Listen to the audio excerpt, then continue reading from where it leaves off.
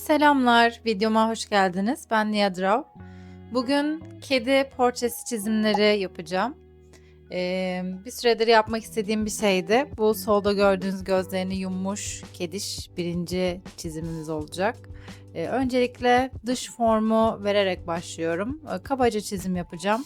Çok fazla detaylara takılmadan gözlerin yerlerini belirliyorum. Gördüğünüz gibi çok hafifçe çiziyorum. Bastırmadan.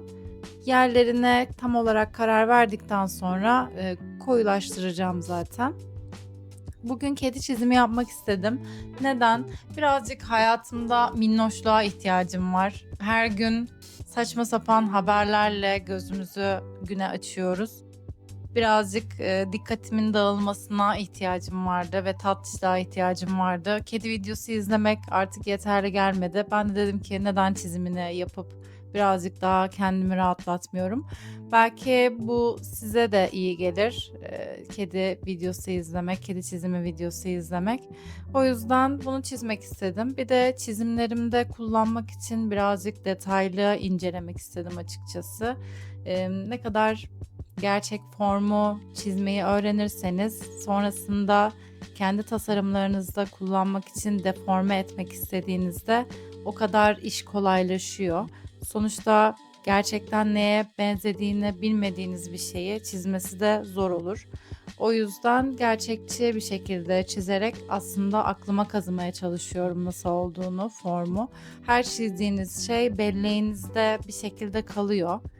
O yüzden bir şeyin gerçek formunu çizmeyi öğrenmek gerçekten önemli. Pratiğini yapmıyorsanız size de pratik yapmanızı öneriyorum. Burada kedide koyuları giriyorum. Mor renk kullanıyorum. Gıdısının altında fotoğrafta görebilirsiniz. Turunculuklar var. Kontrast oluşturması için mor renk kullandım. Evet, bir fotoğrafı referans olarak alıyorum ama, renkleri birebir gerçekçi çizmiyorum. Çünkü, formdan yardım alsam bile, fotoğraftan yardım alsam bile yine de renk konusunda kendimi geliştirmeye çalışıyorum. Özellikle kendi tarzımı yansıtabileceğim çizimler yapmak istiyorum. O yüzden böyle farklı renk denemeleri yapıyorum, özellikle gölge ve ışıkta. Mor renkli görünmüyor fotoğrafta ama ben neden kullanmayayım ki? Sonuçta bu benim çizimim, benim kararlarım.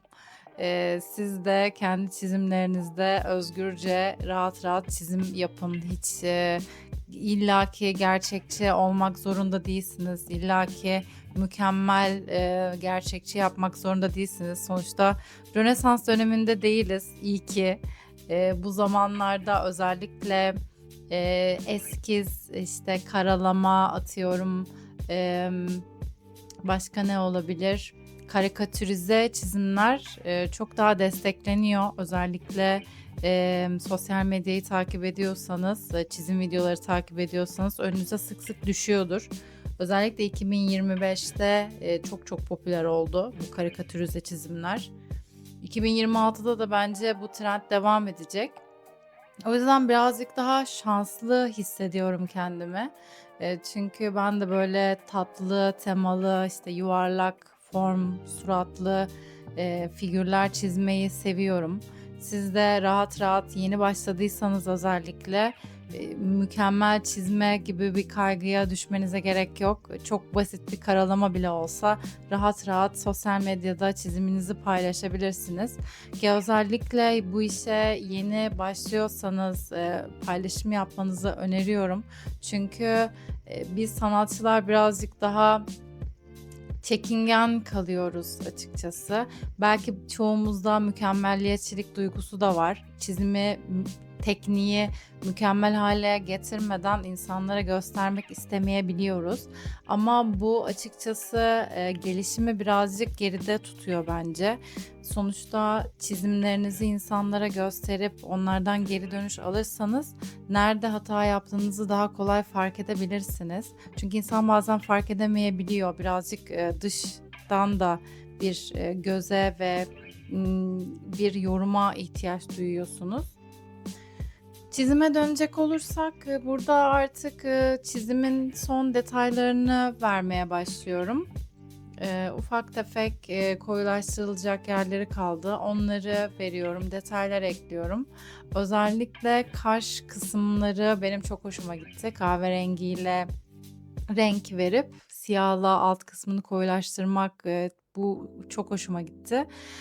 İyi ki denemişim böyle bir şeyi. İşte denemeseydim bilemezdim, güzel duracağını. O yüzden sizi de bu konuda cesaretlendirmek istiyorum. Bol bol pratik yapın, bol bol çizin. Çünkü her çizdiğinizde yeni bir şey keşfedebiliyorsunuz. Birinci çizim burada bitti. İkinci kediye geçelim. Yine dış formunu kabaca belirliyorum. Bu çizimde de bu tatlı kediyi kullanacağım. Fotoğraf çok hoşuma gitti. Kedinin kulaklarının bu kadar büyük formda olması çok hoşuma gitti açıkçası.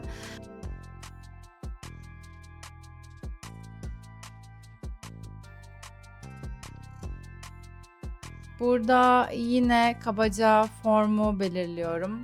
Burnu nerede, gözleri nerede?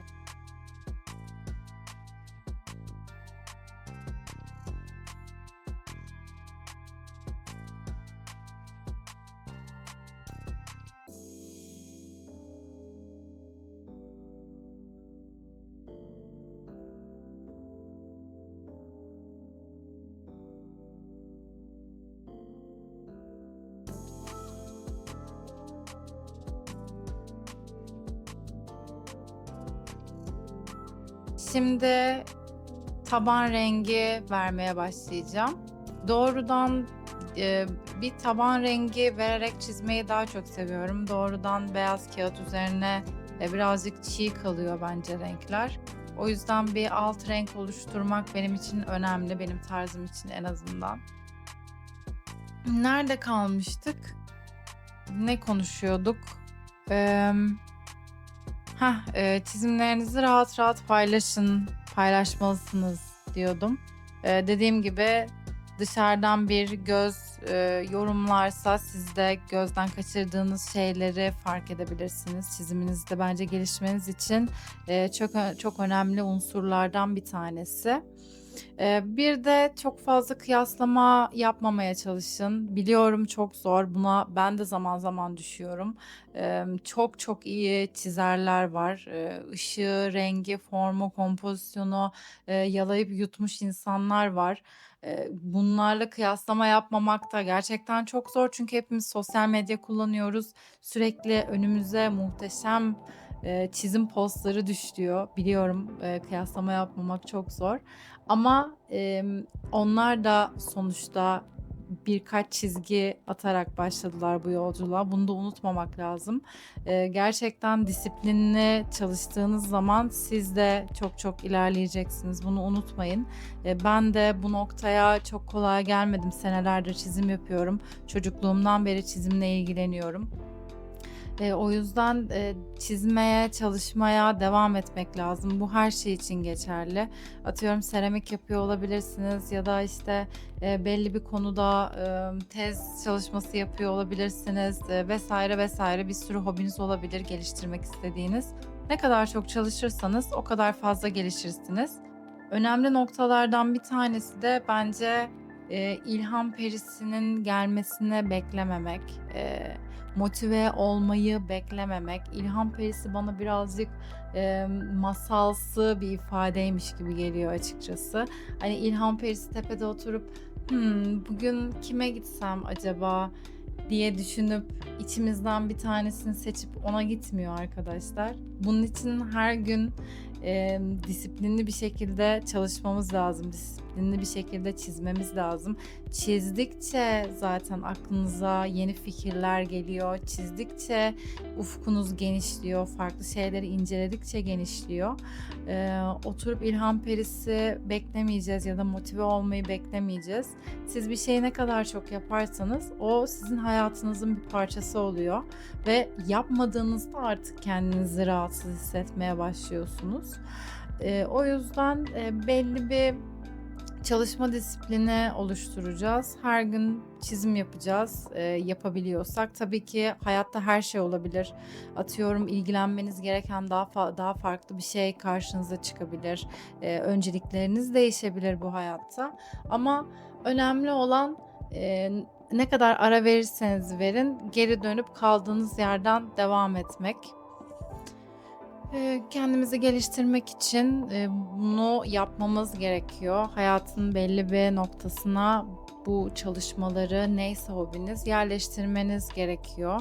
Ha, amaç, kendinizi geliştirmek değilse tabii ki de istediğiniz kadar yapın. Sadece rahatlamak için yapın ama belli bir hedefiniz varsa muhakkak disiplinli bir şekilde çalışmanız gerekiyor. Ben de bu YouTube videolarını birazcık rahatlamak için yaptım açıkçası. O yüzden böyle çizim, sohbet, muhabbet havasında yapmaya çalışıyorum. Bana da iyi geliyor. Günümün çoğunu yalnız geçiriyorum. Konuşmak, sohbet, muhabbet etmek iyi geliyor. Belki ileriki dönemlerde canlı yayın tarzında yayınlar yaparım. Daha böyle sizlerin de katılabileceği sohbet, muhabbet havasında kendi bilgilerimizi paylaşabileceğimiz konseptte bir şeyler olabilir. Bakalım ilerleyen zamanlar gösterecek.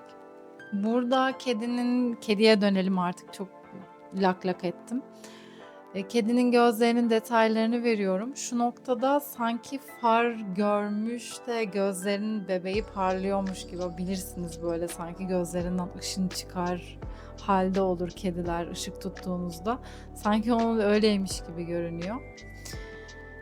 Gözlerin detaylarını veriyorum. Bu kedi benim bu sayfadaki favori çizimim oldu.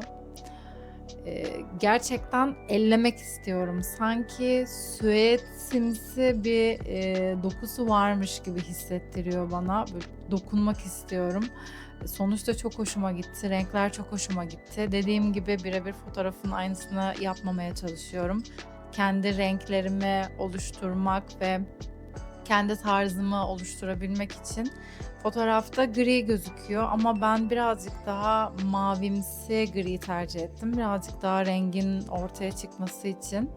Özellikle sol yanağında, yani çizime göre sol tarafta kedinin sağ yanağı oluyor. Oradaki ışık parlaması benim çok hoşuma gitti. Güzel bir dokunuş oldu. Kendimi tebrik ediyorum. Turuncu yansımayı görüyorsunuz. O çok hoşuma gitti. Yani sonuç olarak hakikaten çok keyif aldığım bir çizim oldu. Bu da üçüncü kedimiz olacak. Bu kedi birazcık tuhaf sonuçlandı açıkçası. Siz de çizimin ilerleyen noktalarında fark edeceksiniz. Gözleri falan bir tuhaf oldu. Bilmiyorum hani siz de yorumlarda yazın. Ama yine de olsun. Yine de sonuçtan memnunum açıkçası.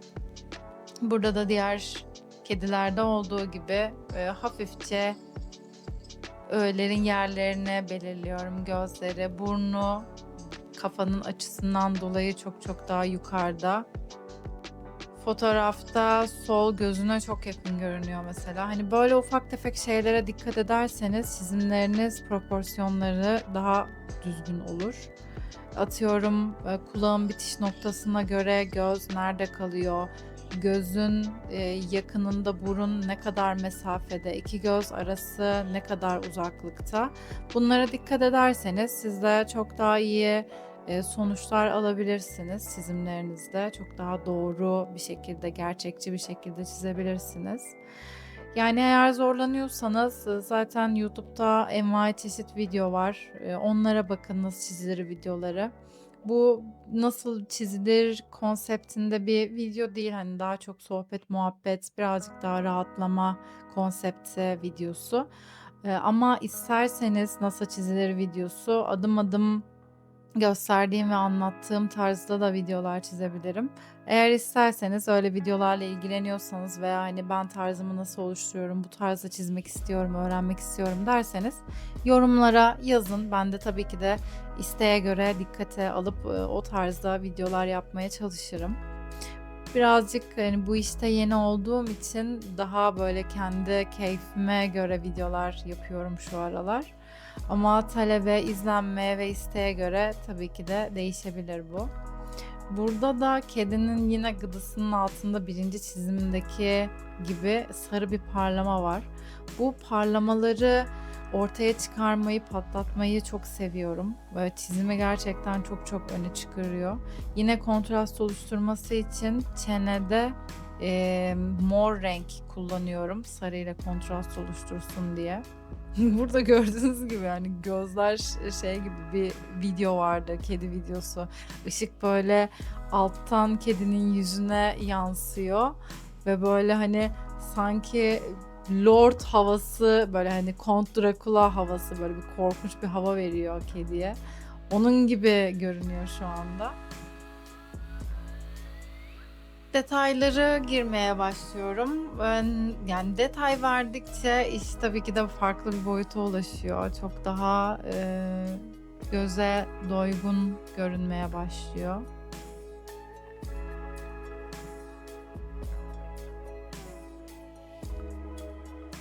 Bu tarz videolardan hoşlanıyorsanız bana yazın. Daha çok kedi çizimi yapmak isterim. Kedi çizimi videosu yapmak isterim. Çünkü çizmekten hoşlandığım bir şey gerçekten. Hem bakmaktan, izlemekten hem de çizmekten hoşlanıyorum. Kendi kedimi de özledim bu arada. Benim de bir kedim var. Şu anda annem bakıyor kendisine. Başka bir şehirde. Çok daha rahat bir hayatı olduğu için onu şehre almak istemedim. Bana birazcık hayvanı dört duvar arasına kapatıyormuş gibi geliyor. Orada çok daha özgür dışarıya çıkabildiği güvenli bir ortamı var. O yüzden de yanıma almadım açıkçası ama özlüyorum ara ara. Evde bir kedi olması evin bütün havasını, bütün enerjisini değiştiriyor. Hakikaten insana çok iyi geliyor. Yorgun bir günün ardından gelip kucağınıza yatıp kırıldaması inanılmaz bir his, inanılmaz bir rahatlama hissi veriyor. Kedi sahibi olanlar zaten bilirler bu duyguyu.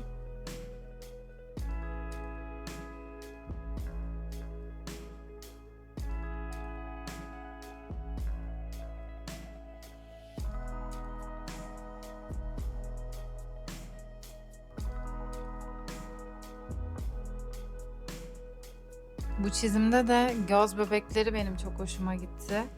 Üst kısmının böyle hani ışık yansımasından dolayı açık renk kalması efekti çok hoşuma gitti. Bunu da kesinlikle kendi çizimlerimde, tasarımlarımda kullanmaya çalışacağım.